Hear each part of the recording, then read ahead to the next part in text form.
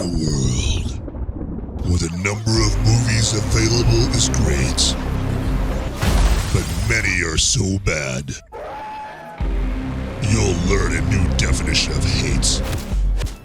One man sifts and reviews through the movie sludge. One man will be the movie cop, jury, and judge. He goes by many names, but you know him by Movies Merica.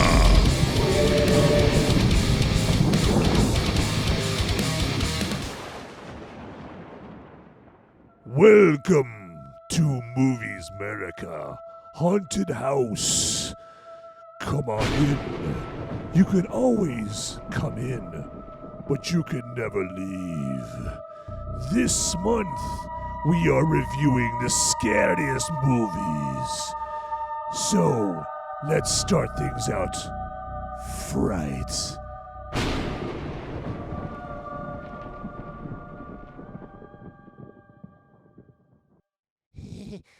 Roll that intro, master.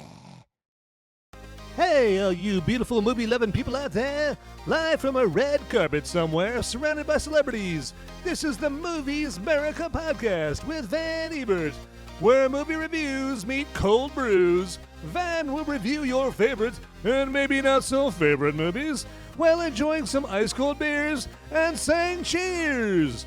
Now let's head into the theater and join our illustrious movie reviewer du jour, who's no doubt got the beer ready to pour, Van Ebert.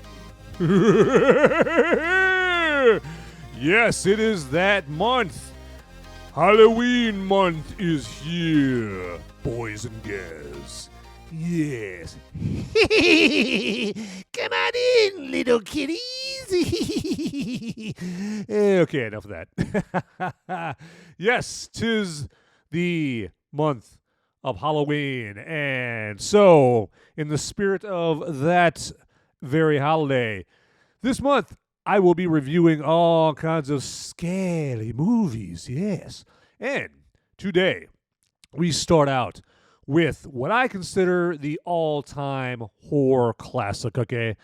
This is like the New England Patriots Super Bowl dynasty of horror movies here. And I, of course, speak of The Exorcist.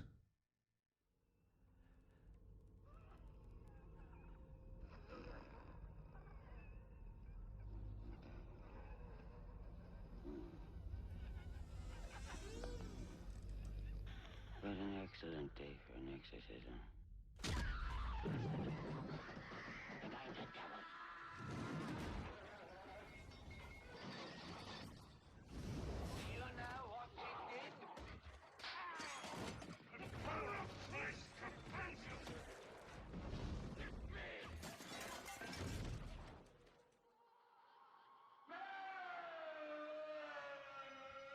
The Exorcist.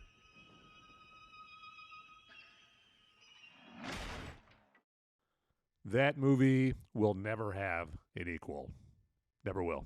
Just can't. Just the way it was made. So, but before we get too deep into The Exorcist, let me let you know about this here podcast being on Apple Podcasts, Google Podcasts, Spotify, iHeartRadio, and many other podcast platforms that you can think of that you can get to this podcast show on Movies Merica. That's correct. And if you're on Apple Podcast, feel free to zip on down to the very bottom of all the episodes, and there is 5 fantastic stars waiting for you to click on those 5 stars. Yes, to give me a rating if you so desire. Yes. And then since you're down there anyway, there's a write a review button. You can just click on that. Write me a quick old review. It can be, 6 words. Hey, you can make it haiku. That's cool. For all I care, haiku is awesome. You can make it a Stephen King novel. That's all good. If Apple Podcasts will let you do that, go crazy. Go crazy. You have carte blanche. And then also zip all the way back to the very tippy top, and there's the ellipsis, the 3 dots. If you click on there, you just click the follow show option, and it'll just start handily downloading those episodes, every episodes of Movies Merica, for your earhole pleasure automatically. Yes. Also, you can catch the podcast episodes on moviesmerica.com. And then also you can get to them under Twitter and Instagram under Movies Merica. And I also put, my little thoughts, my little hopes and dreams out there on my Twitter and Instagram accounts. And also I have a Facebook group out there as well, of course, called Movies Merica. If you want to check that out, yeah, you bet. And that's another way you can communicate with me. Give me some tips, give me some suggestions. Hey, if you have a movie you want me to review, by all means, hey, you know what? Throw that at me here, and I will take a look. You bet. So, because I love hearing feedback from you, my listeners. I'm honored to death that you would listen to this podcast episode, and I love hearing from you guys. That is for sure. And then also, since you all know that this is a home where movie reviews meets ice cold brews, this episode's lucky bottle of suds is the Bell's Oktoberfest. That's right. Like I said, we're in October. And hey, you know what? We're going to do a little Oktoberfest. You know what? I just thought of something here. The light bulb just went on over my head. I think I'm going to try like a different Oktoberfest beer every episode this month to go with these scary movies. Yes. So, this episode's beer, like I said, is the Oktoberfest from Bell's Brewery, and Bell's Brewery is from Michigan. It's one of my favorite breweries, and it's just got that crisp, clean October beer taste, and I'm not getting any money from Bell's Brewery or any other brewery of any beers that I sample on here. I love beer, I love brews, and I love movie reviews. So, to that, let me drink a toast.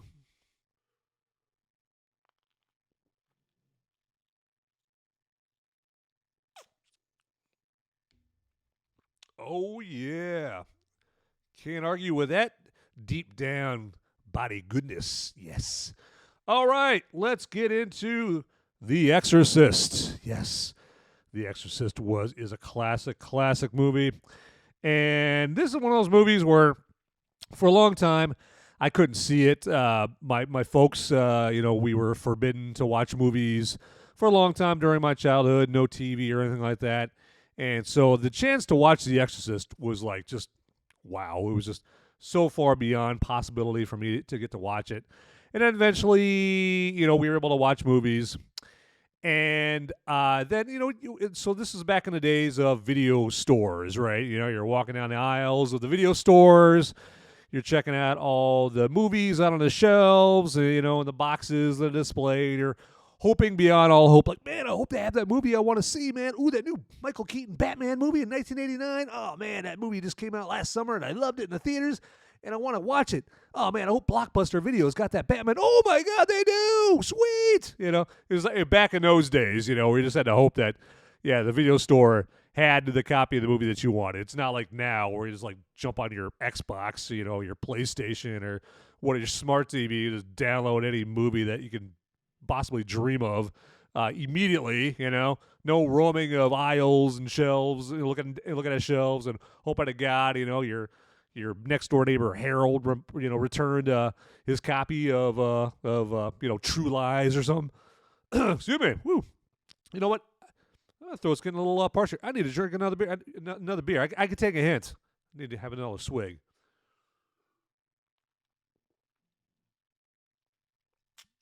You should always do that. When you get like you get a little frog in your throat, always drink something. Don't clear your throat. Always drink something. That's the best way to do it. I know, it's fascinating. I know. Anyway, so back to the video store. So I remember, like, even when I was able to watch movies, I'd walk down the aisle at the video store and I'd see The Exorcist. And I was too scared to see the movie. I'll tell you, I was a big wuss. I mean, I was a little kid, but I was like, I don't want to watch that movie, and plus on top of that, like, kind of like Pablo Escobar trying to sneak drugs into the U.S. Like, I had to sneak R-rated movies, into the house so my folks wouldn't find out. I felt like I was like smuggling in, like, cartons of Coke or something and hiding Coke in the coffee grounds. Like, ooh, I'm hiding my copy of that Chuck Norris Missing in Action movie. It's R-rated. Can't let the folks see it. Can't let the mommy and daddy see it. So it was going to be very hard for me to see The Exorcist since it was R-rated. Oh, yeah. But, so let's get into the movie itself. I know you're fascinated by my childhood tales. But, yes, this movie, I think the point I was trying to get at with that is that it's a scary movie, and it's got a lore about it, that it's the scariest movie out there. Everyone can judge for themselves, whether or not they believe that or not. But yeah, this movie has some fascinating history. Now, so obviously one of the main characters in the movie is Father Karras, and he's like the first priest that Ellen Burstyn's character, Chris McNeil, encounters. And he's the one that ends up, killing himself to save Reagan at the end. And as you can tell, I'm not worried about spoilers. This movie came out in 1973, people. Okay, all right. So that's spoiler number one. Now, if you don't want to hear any other spoilers, feel free to not listen on, because wow, like, you know what? I was about to get all smarmy, but you know what? Actually, I hope there's people out there that haven't seen The Exorcist. I hope that this podcast episode, makes him or compels them to go see The Exorcist, to check out The Exorcist, because, like I said, it's Halloween month. Definitely check it out, man. It's a good old scary time, definitely. So, I'm jealous. If you haven't seen it yet, I'm jealous, because I wish I could go back to my first time of watching The Exorcist. So I can't imagine going to see The Exorcist for the first time, actually back in 1973. When you had people going to theaters and they had to call in paramedics because people were fainting and going into hysterics, while watching the movie in the theaters and stuff. I mean, wow. You don't see too many horror movies, if any, nowadays that produce that kind of reaction. So, but anyway, so yeah, this movie has an interesting history in that Alex Karras, not the football player, Father Karras, actually, that role was originally going to go to Al Pacino and Jack Nicholson if Warner Brothers, the studio, had their way. But ultimately it went to Jason Miller, and I can't see anybody else playing that part other than Jason Miller. Now, like I said, the studio wanted Jack Nicholson, but William Friedkin, the director of The Exorcist, he just saw Jack Nicholson as just way too immoral to be believable as a priest. So he's like, nope, I'm scratching that, Warner Brothers. I'm bringing in this Jason Miller guy.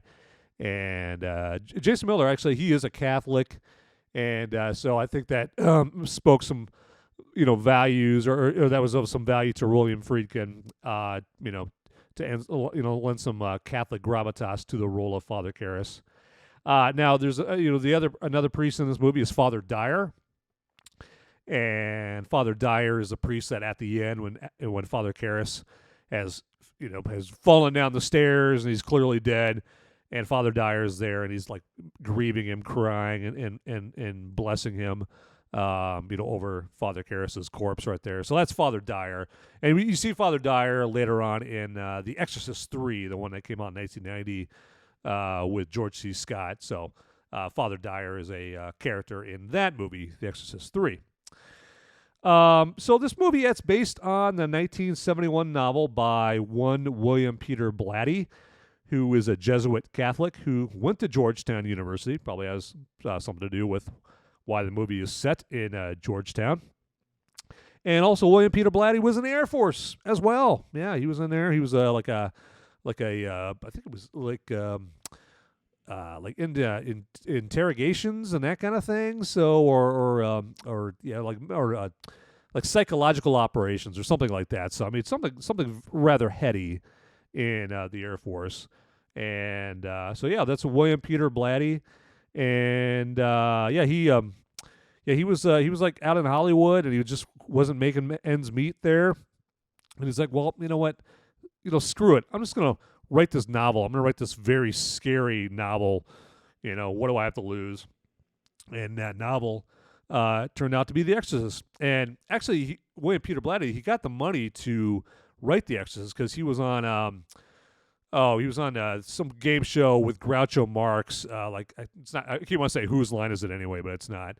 But some game show in the 50s, hosted by Groucho Marx, and William Peter Blatty won the game show. He won like $50,000 on the game show, and Groucho Marx asked William Peter Blatty, like, "Hey, what are you going to do with that money?" And William Peter Blatty was like, "Hey, I think I'm going to start writing this novel," and The Exorcist is the product of that. So yeah, hey. Who knew Groucho Marx had an Exorcist connection?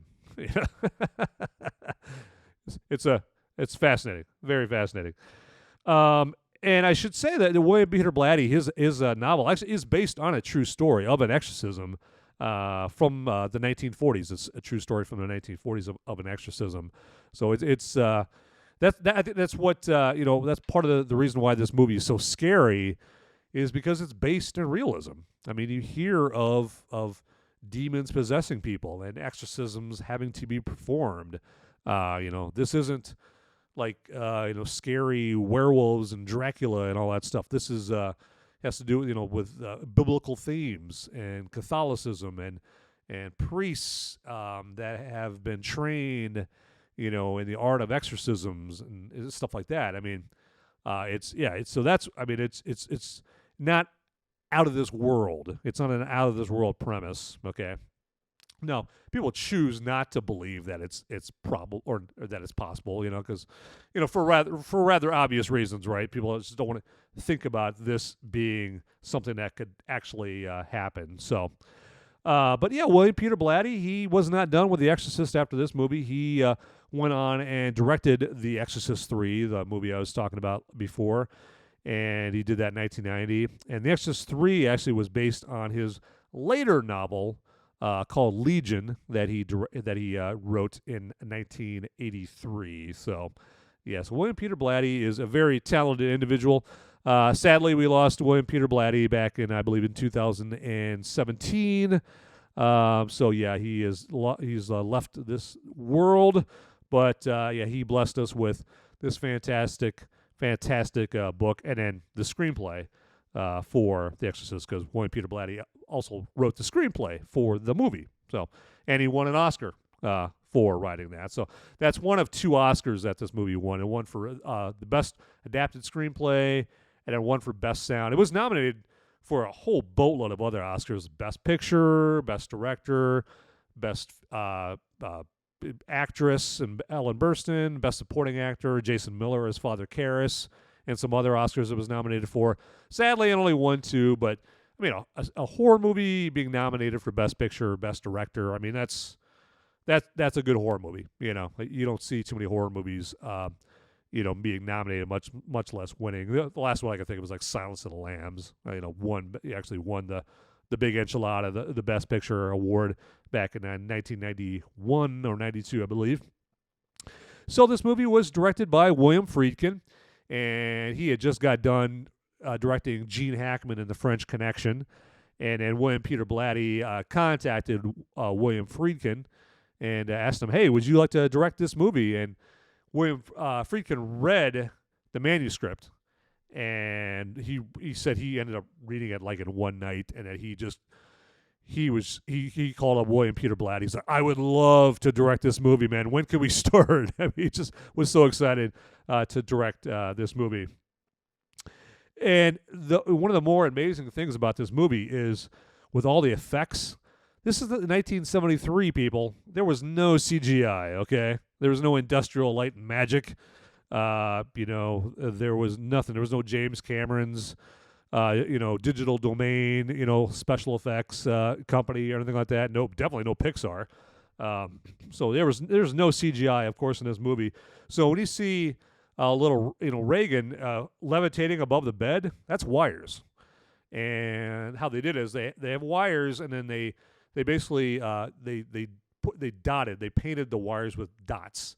So you have like light, dark, light, dark, light, dark, light, dark, light, dark on the wires, and then the cinematographer lit the room just so that you can't, the human eye really can't conceptualize the wires when the wires are up against shadow. And so that's a brilliant idea.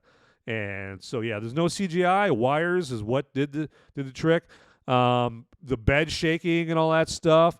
That's a bunch of guys that's behind the wall, behind the headboard of the bed, like cranking stuff and pushing pipes and pulleys and all that stuff like back and forth. They're behind the wall. That's behind the headboard of the bed, and they're the ones that are getting the bed to shake and all that stuff. The cold breath that you see from everybody, they couldn't add that in via CGI. They literally had to air condition the room, down to 25 degrees. And so that's how they got the cold breath. And like the male guys in the room didn't have it as bad because they were like, in their priest garb, and then the crew had like their ski jackets and all, and hats and gloves and all that on. And unfortunately, poor Linda Blair as Reagan, she was like in her little nightgown, just freezing her butt off. And so it's still to this day, she's like, yeah, I'm just deathly afraid of getting cold. So another little trivia fact is, so the sound that's made when the demon is cast out of Reagan into Father Karras, towards the end of the movie, is actually the sound of pigs. And that's got some biblical significance to it, because in the Bible, Jesus cast a demon out from a woman and then cast the demon into a pig. So it's just cool how, Friedkin and William Peter Blatty just kind of throw in cool little things like that into the movie. I mean, it just shows that they really care about making a good movie. Now, with this movie, Warner Brothers, man, they gave the filmmakers a ton of grief about just so many aspects of the film. The movie went over budget. The set caught on fire. There was injuries on the set. Now, Warner Brothers, they wanted Marlon Brando for the part of Father Marin, the part that Max von Sydow plays. But yeah, William Friedkin didn't want it because he's like, okay, it goes from this movie, this I was about to say a scary movie or horror movie, but William Friedkin doesn't think of this movie as a horror movie. He thinks of it as like a theological lesson kind of movie. But he didn't want Marlon Brando in it because he said it would just suddenly turn into a Marlon Brando movie instead of just this theological lesson, this impactful movie that William Friedkin wanted to make. And then so Warner Brothers, they didn't even screen this movie for critics, and they gave it a very limited release. They just didn't believe in this movie. And then just from the limited release, the immense audience reaction just forced Warner Brothers' hand, and they eventually had to wide release it, and it obviously became the legendary movie that it is today. And, I think that my take on this movie, or one of my takes on this movie, is that part of it is like it's an interesting commentary about how some try to make phenomenons fit around science to feed their need to believe that everything can be explained by science. And a lot of speculating without evidence ends up getting done. Some just don't want to admit that man does not know everything, and nor will they ever. They just won't know. And so I think that's just part of what William Peter Blatty is saying in this movie, and he's admitted as much. And this movie is unnerving and scary to me, partly because it's got this unpolished, gritty look to it. And William Friedkin, he used to be a documentarian before this movie came out, and he has said he straight up filmed this movie like a documentary. And so it's kind of got that clinical feel to it. It's like an examination, and you really feel that in the scenes where, Chris O'Neill is taking her daughter, to all these doctors and getting tests done on her and all that stuff. And one of the tests they do is, or not really a test, but a procedure they do is the arteriogram. And that's a part where they put the tube, and you just see the blood like spurting out of the tube, put in her neck. And for a lot of people, that was actually just as scary for them in this movie as, Reagan's head like spinning around and the puke and, the crucifix, scene and all that stuff, levitating. That was like the arteriogram with the blood spurting out of the tube. That was scary for a lot of people, or it was just gross. But that's one of the kind of the clinical part of this movie, and so just this is back in the 70s is when this was, and so it definitely has I'm glad it was made back in the early 70s because it gives it it doesn't have that. They didn't have that desire or capability to make films look clean and glossy as most movies today. And another thing that really helps is the quick cut editing by the fantastic editors of this movie, Norman Gay and Evan Lotman. One of the famous filmmaking philosophies is get there late and leave early. As far as like how to film a scene or how to edit a scene, like get there late, get out early, right? And they edit it with that philosophy, and it just turns out so great. But a lot of this movie, it just has that, that non-romantic look to it. It's just very just by the numbers and grainy, and that's exactly what they're going for, and so that's why it has that creepy feel to it, Now, this would not be an Exorcist review or revisiting without a mention of the late, great, legendary Dick Smith, okay? He is the genius behind the makeup effects with, that was done as part of the exorcism, okay? The spinning head, the pea soup puke, or I should say pea soup / oatmeal puke. It had oatmeal in there as well. The gross facial makeup, with the cuts and the scars and the jacked up teeth, and the meth head teeth, and the contact lenses, that poor Linda Blair had to go through the contact lenses because in this movie she couldn't have contact lenses, she couldn't wear contact lenses.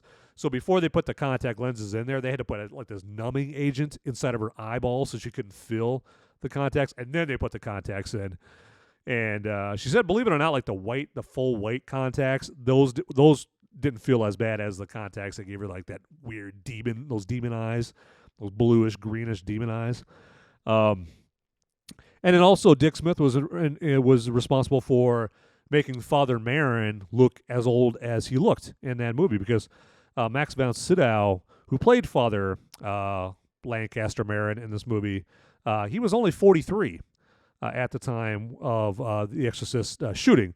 Now, if you're my age, Max von Sydow has actually been old forever, right? Okay, I mean, later on, probably the most recent thing that people know him for is he played the three-eyed Raven in Game of Thrones, but he was in like Minority Report with Tom Cruise and played Ming the Merciless and Flash Gordon way back in 1980. I mean, just been a lot of movies. Sadly, he has departed us as well. But yeah, he made Dick Smith, legendary Dick Smith, he made a 43-year-old look like he was 83 or something like that. And then William Friedkin, he wanted accuracy when it came to the exorcism, so he made sure that there were a couple of Jesuit priests always on the set. Matter of fact, he actually wanted one of the priests to actually exorcise the set, but the priest refused because they said that he felt like it would put the film crew on edge and whatnot. So instead, he agreed to come and meet with the entire crew and just kind of give them words of comfort and just kind of reassure them hey, this is just a movie. Yeah, it's about some pretty harsh, in your face, primal, scary stuff, but it's just a movie at the end of the day. But yeah, so William Friedkin just wanted to make sure that the exorcism rituals were accurate.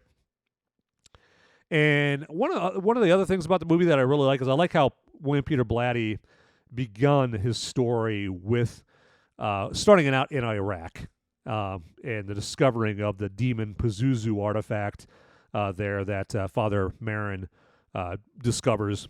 And I just think that just lends some gravitas and kind of this epic biblical feel to the film. I think it's very cool when that started out in Iraq, and it just gives it that creepy sense of foreboding for what's to come in the rest of the movie. And now, another thing that you have to mention in any Exorcist revisiting is, of course, the famous spider walk scene down the stairs, yes.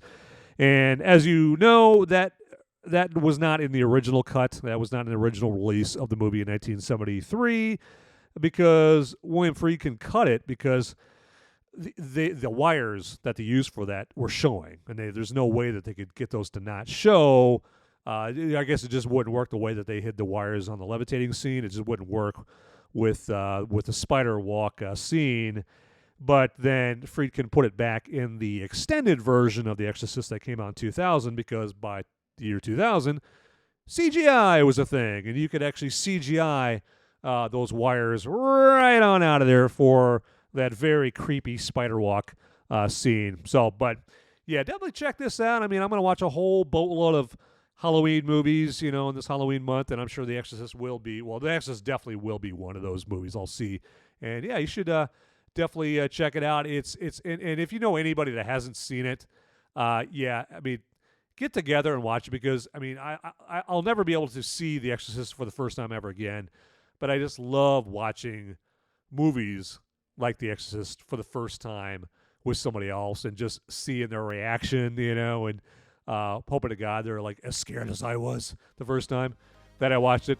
But anyway, hey, with that, everybody, thanks a lot for listening to this Movies Merica episode, and please listen to all the other episodes as well, and refer it to your family and friends, anybody you think might actually like it, but will like that. Hey, everybody, get out there, watch those movies. They're not going to watch themselves. Hey guys, don't leave the video quite yet. Okay, I've got the po-po. They're coming after me, and I don't have much time to tell you, but you need to like and subscribe this video right here, down below. It's right down there. It's just waiting. It's waiting for you down there, okay? And make sure you watch these videos over here too. You'll be doing me a big favor. I'm gonna be in handcuffs pretty soon. All right, thanks for watching.